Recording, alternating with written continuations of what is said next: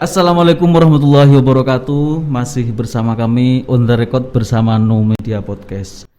Tidak terasa kita sudah setahun lebih ya hidup di pandemi COVID-19. Dan alhamdulillah sampai sekarang kita diberi kesehatan, kita bisa beraktivitas dengan baik. Meskipun berbeda dengan dulu. Kalau dulu kita nggak tahu pakai masker, sekarang harus pakai masker dan sebagainya. Setahun lebih kita hidup dalam pandemi COVID, ada banyak realita di lapangan. Ada yang tidak percaya COVID, ada yang percaya, ada bahkan ada yang mengatakan hoax dan sebagainya. Tapi rasanya saya nggak berhasil ngomong soal COVID sampai detail gitu karena ada yang ahli. Nah, saat ini bersama kami Dr. Budi. Alhamdulillah sudah ada di sini. Assalamualaikum, Dok. Waalaikumsalam warahmatullahi wabarakatuh, Mas Ramzi. Bagaimana kabarnya, Dok? Alhamdulillah sehat. Ini pertemuan pertama kali ya, Dok, di studio juga langsung, Dok. Kalau pandemi ini agak sibuk, Dok, ya? Gimana? Kalau pandemi ini profesinya apa? Aktivitasnya agak sibuk lah. Ya, kalau saya kan bekerja di Puskesmas ya, Mas ya. Iya. Ya, di Puskesmas kan garda terdepan ya kalau menangani pandemi kayak gini kan. Nah, yang bersentuhan langsung dengan masyarakat, tracing, testing itu kan tugas kita. Jadi ya sangat sibuk lah. Tapi alhamdulillah masih sehat ya, Dok. Alhamdulillah sehat. Dok, kalau kita ngobrol soal corona ya, dulu kan kita belum familiar dengan COVID ya. Dulu awalnya namanya corona ya, yang lebih familiar.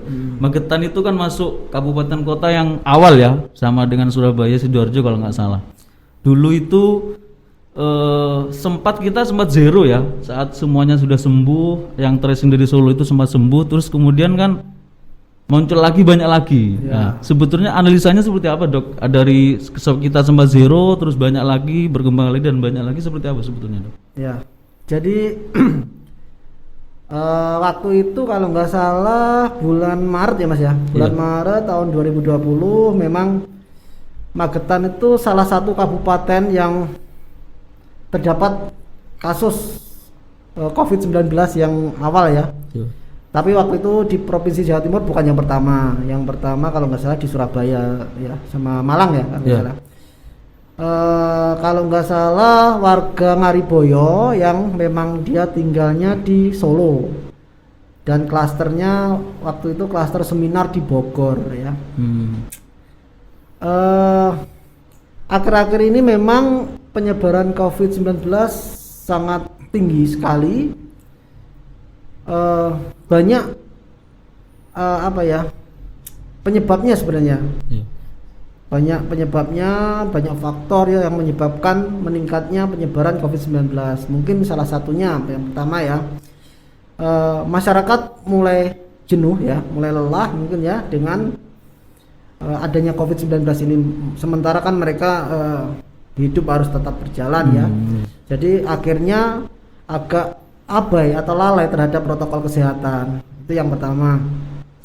Yang kedua, banyak juga yang mengkaitkan meningkatnya COVID-19 akhir-akhir ini.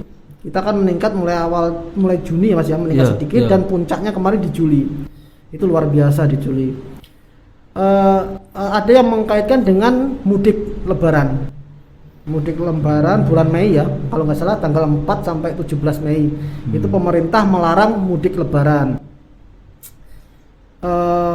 Tetapi itu bisa juga menjadi salah satu penyebab, walaupun sudah dilarang tapi kan ternyata banyak juga ada juga gitu loh, terutama setelah tanggal 17 itu, Mas. Ya, soalnya menghindari larangan mudik. Itu banyak juga masyarakat itu yang masih pulang kampung gitu ya, pulang kampung menggantikan mudik lah ya, walaupun agak terlambat mungkin mereka bisa menjadi obat kangen ketemu keluarganya.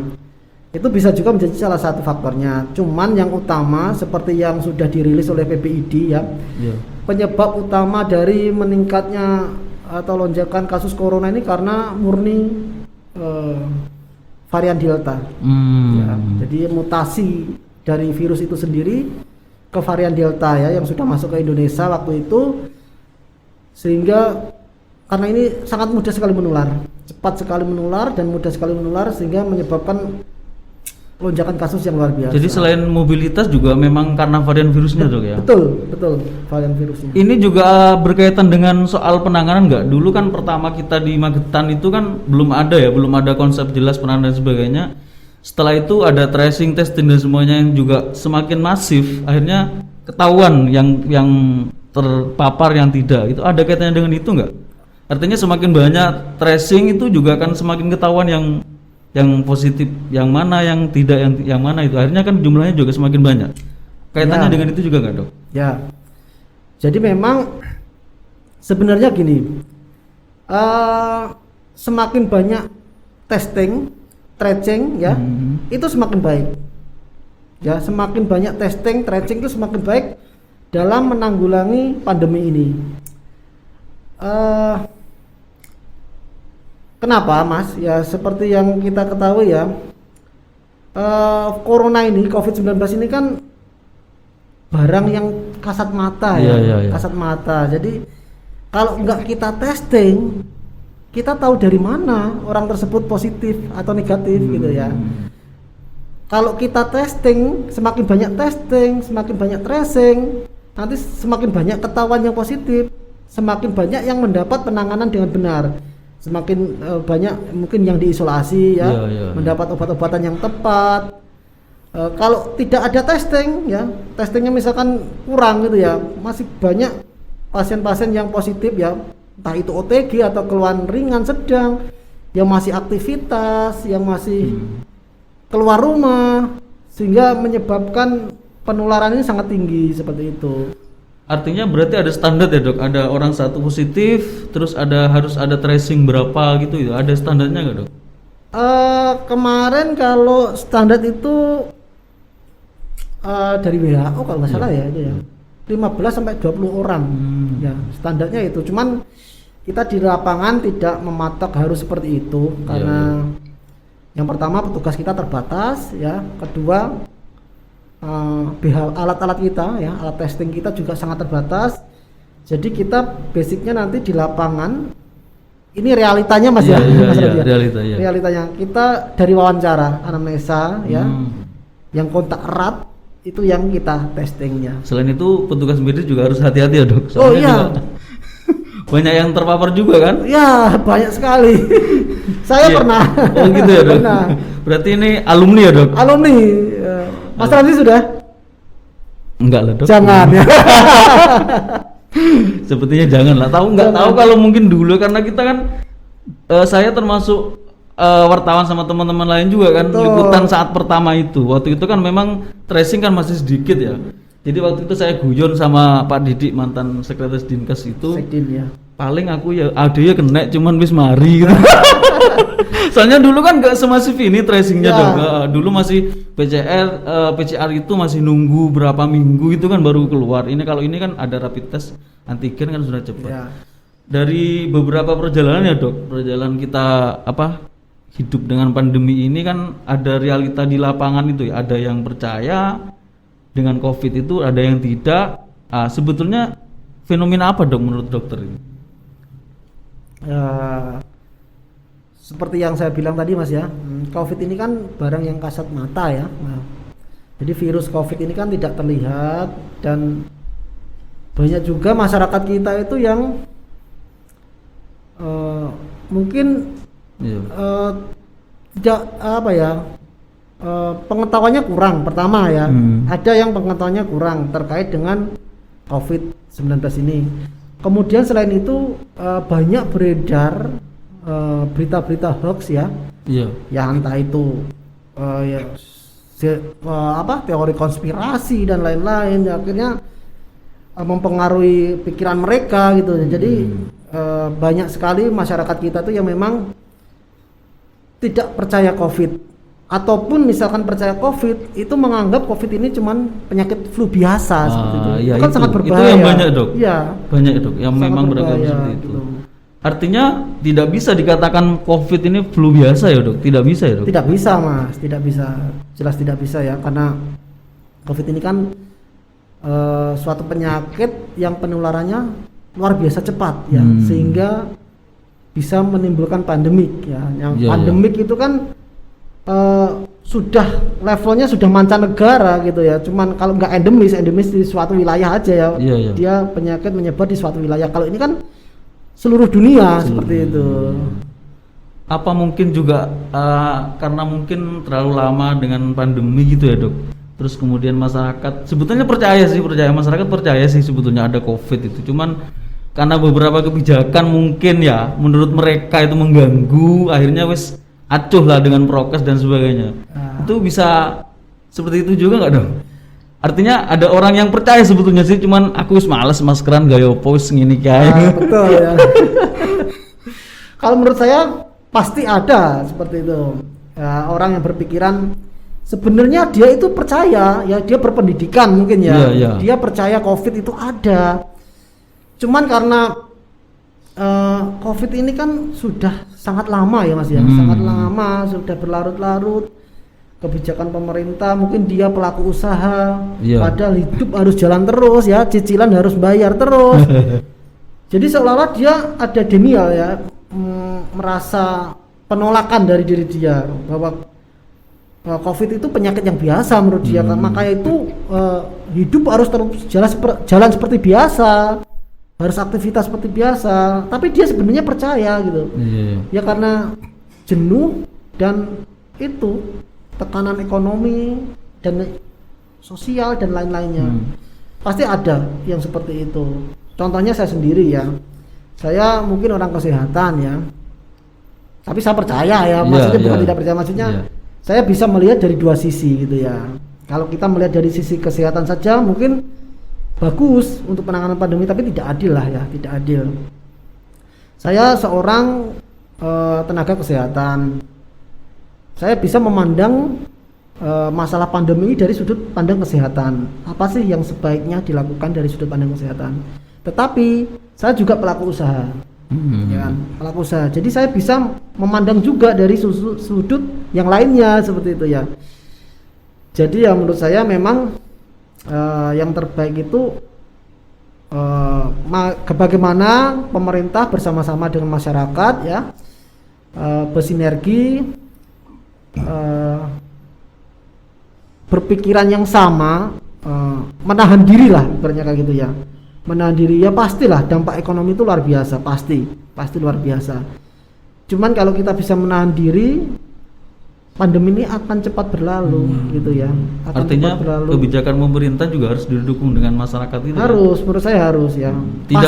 Tidak bisa kemudian karena keluhan ekonomi seperti ini terus prokes dihilangkan semua, kan nggak bisa ya dok ya? Nggak bisa. Itu nanti malah akan menimbulkan masalah yang lebih besar lagi. Contohnya kemarin ya, di bulan Juli itu saat kasusnya menanjak tajam, rumah sakit sudah kewalahan. Banyak nakes yang tumbang satu persatu, oksigen langka. Obat-obatan COVID langka dan mahal. Wah itu luar biasa Mas, itu kalau kita membayangkan pelayanan kesehatan sampai lumpuh, mau jadi apa? Berapa banyak korban gitu loh. Iya. Rumah sakit sampai 100% terus itu. Iya Pak. Sampai rumah sakit darurat di mana-mana gitu ya dok. Betul sekali. Jadi ya harus menahan diri lah. Ya menahan diri untuk mematuhi himbauan pemerintah ya. Jadi himbauan pemerintah itu kan pasti menurut saya kan sudah dipikirkan matang-matang ya. Pasti sudah dipikirkan matang-matang dan pasti juga untuk kepentingan bersama, kepentingannya lebih baik gitu. Ya dok, ini sekarang kan kita sudah masuk pada fase vaksinasi ya, walaupun di Magetan kemarin kalau nggak salah masih 17% ya. Kalau nggak salah kemarin ya, 2 hari yang lalu kalau nggak salah rilis Dinkes itu 17% atau berapa gitu. Itu dosis pertama kalau nggak salah. Iya, dosis pertama. Dosis keduanya masih rendah lagi. 10% lebih gitu. Sebetulnya kalau kita ngomong efektivitas vaksinasi dengan ke seseorang itu ya, agar tidak menular dan tidak tertular, itu sejauh mana sebetulnya vaksinasi dok? Ya. Jadi buat masyarakat juga ya ini, bahwa vaksinasi itu kan salah satu ikhtiar kita ya, ikhtiar kita untuk memerangi pandemi ini. Jadi yang perlu saya sampaikan bahwa vaksinasi ini tidak mencegah seseorang untuk terinfeksi COVID. Jadi walaupun sudah divaksin harus tetap menerapkan protokol kesehatan yang ketat gitu ya. Cuman yang sudah divaksin pasti dia akan memiliki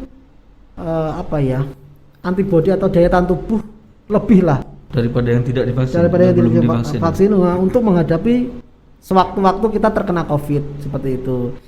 Harapannya selain vaksinasi ini untuk mengurangi resiko terinfeksi, juga untuk mencegah jika kita pun harus terinfeksi tidak jatuh ke kondisi berat dan kritis seperti itu. Gitu ya, Dok.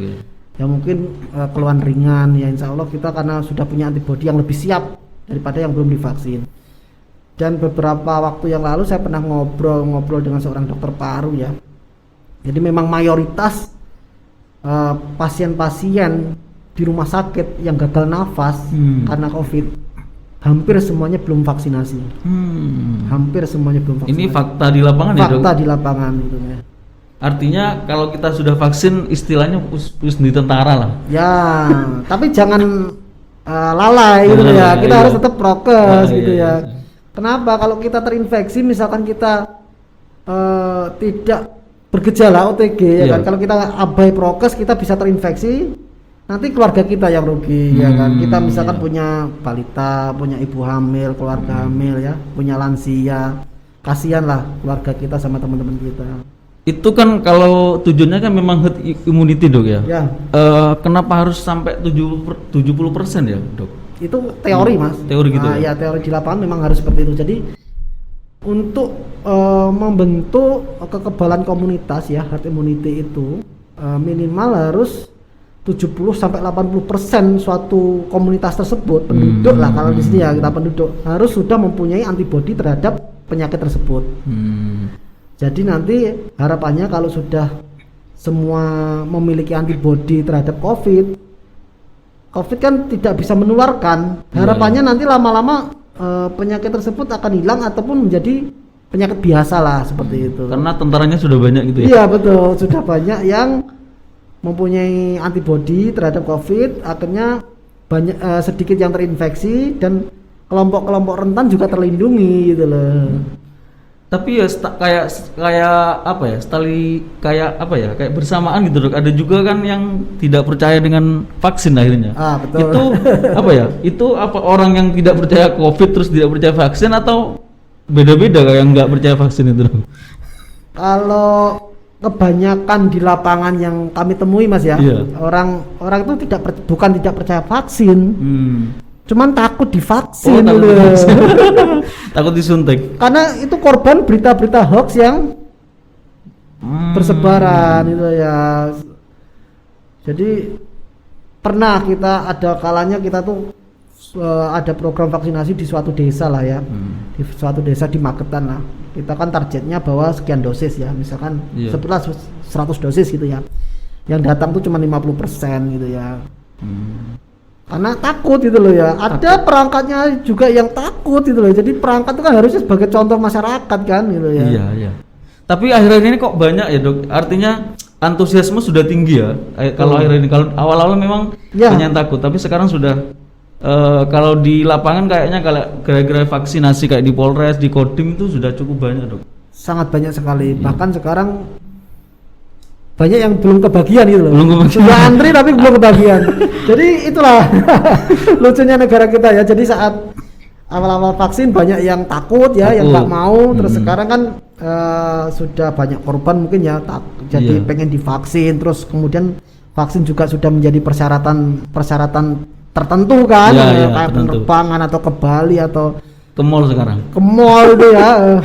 Itu kan persyaratan, makanya itu banyak sekali masyarakat kita yang antri vaksin sekarang. Dan lucunya saat masyarakat sudah pengen divaksin, vaksinnya yang nggak ada. Vaksinnya sedikit gitu ya. Ya kita kan kalau di daerah gini Mas ya, alokasi vaksin kan kita nunggu dari pusat, provinsi ya, provinsi kan dari pusat gitu ya. Memang mungkin alokasinya yang belum ada gitu ya. Keterbatasan kita itu. Ya harus sabar dulu. Harus sabar dulu. Makanya rebutan sekarang masa vaksin itu sekarang. Selain vaksin itu kan sebagai ikhtiar ya, Dok. Juga ada kan sebagian yang mencoba obat-obatan kayak dulu sempat rame itu obat cacing itu, terus ada yang herbal juga. Kalau analisa medisnya seperti apa, Dok? Boleh-boleh aja atau gimana sih? Kalau pada dasarnya obat-obatan itu kan untuk mengobati saat sudah sakit ya Mas ya. Iya, iya. Jadi kalau untuk pencegahan tidak bisa. Tidak bisa untuk pencegahan. Jadi obat-obatan yang harapannya untuk mencegah itu jelas nggak relevan ya, nggak bisa.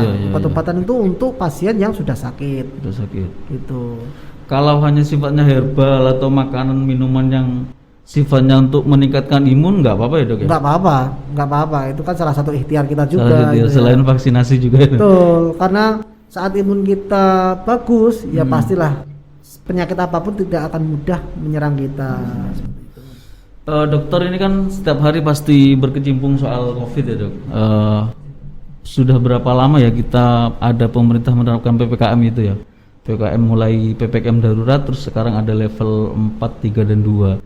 Kalau dilihat dari grafik penyebaran COVID selama PPKM, efeknya seperti apa dok? Dampaknya dok? Dampak menurun atau gimana? Alhamdulillah Mas ya. Kita kan sempat kemarin mulai dari PPKM darurat, PPKM level 4 sampai diperpanjang ya kan. Terus sekarang sudah diperlonggar lagi masuk ke PPKM level 3 di Magetan. Itu sangat signifikan menurunkan angka COVID baik di Magetan ataupun di nasional. Secara nasional ya. Jadi memang alhamdulillah akhir-akhir ini kalau nggak salah seminggu terakhir ini rumah sakit ya, puskesmas atau fasilitas kesehatan yang lainnya tidak berjubel seperti yang sebelum-sebelumnya. Seperti awal-awal ya. PPKM darurat itu. Iya, bahkan PPKM darurat itu ya cari rumah sakit aja susah Mas. Iya. Bahkan banyak yang meninggal di rumah karena tidak dapat rumah sakit. Gitu. Artinya di samping memang karena virus varian Delta itu ya dok, atau virusnya sendiri, mobilitas itu memang cukup mempengaruhi terhadap penyebaran gitu ya dok ya. Oh iya, makanya sekarang kan bukan 3M lagi ya, iya. 5M ya. 5M. Mengurangi mobilitas, menghindari kerumunan. Ya, karena virus varian Delta ini kan sangat mudah sekali cepat penularannya.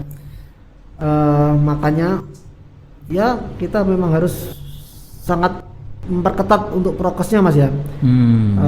Bahkan setahu saya akhir-akhir ini sudah ada lagi yang namanya varian Delta Plus gitu.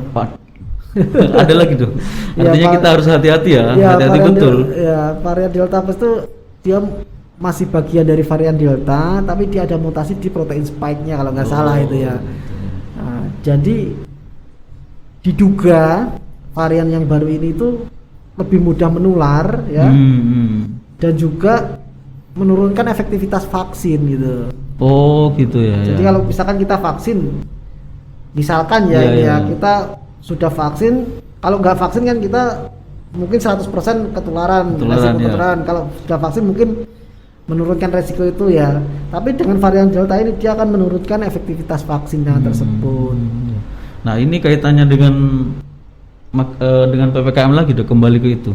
Ada Delta Plus kan, di sisi lain kita kan sudah masuk level 3 dok, ada beberapa kelonggaran ya, termasuk salah satunya sekolah dan sebagainya. Nah tapi ini kan juga tetap berpotensi ya dok, berpotensi penyebaran dan sebagainya. Harapannya, pesannya ke masyarakat seperti apa dok? Jangan-jangan takutnya nanti sekolah harus masuk sebagainya malah baik, padahal ada Delta Plus loh kan. PPKM level 3. Jadi itu dibandingkan PPKM level 4 memang ada beberapa kelonggaran ya, seperti mungkin tatap muka sekolah ya. Dengan kapasitas 50% atau berapa ya kalau nggak salah. 20% apa 50%? Kemudian 50% atau 30% ya. Pusat perbelanjaan mulai dibuka. Dengan protokol kesehatan yang ketat ya kan. Kemudian hajatan sudah boleh dengan pembatasan dan protokol kesehatan.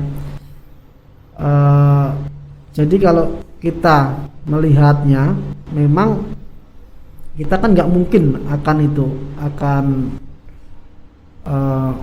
memberlakukan PPKM level 4 atau PPKM darurat secara terus menerus kan. Padahal kan masyarakat kan butuh butuh aktivitas ya, seperti itu. butuh seperti biasanya. Yang nikah aja sudah ditunda seperti itu ya, yang bekerja atau yang usaha juga. Gara-gara ditunda gak jadi nikah. Seperti itu ya Mas. Jadi harapan saya kepada masyarakat ya, biar nanti pandemi ini segera berakhir ya, dan nanti kelonggaran-kelonggaran yang lainnya bisa kita dapatkan lagi ya. Ya tetap patuhi protokol kesehatan dengan ketat ya, jangan lalai, jangan abai. Siapa sih yang nggak pengen kayak Amerika Mas, ya, atau beberapa negara yang di Eropa sudah lepas masker? Kita kan pengen seperti itu gitu loh ya. Soalnya ngelepasnya harusnya nanti kok sudah sekarang sudah ngelepas. Jadi kita khusus ngelepas lah masker itu. Kalau kita lepas dari awal. Padahal kalau kita sabar nanti kita melepas semua itu. Betul, nanti kalau pandemi ini sudah berakhir ya pastilah ada saatnya kita akan melepas masker gitu ya.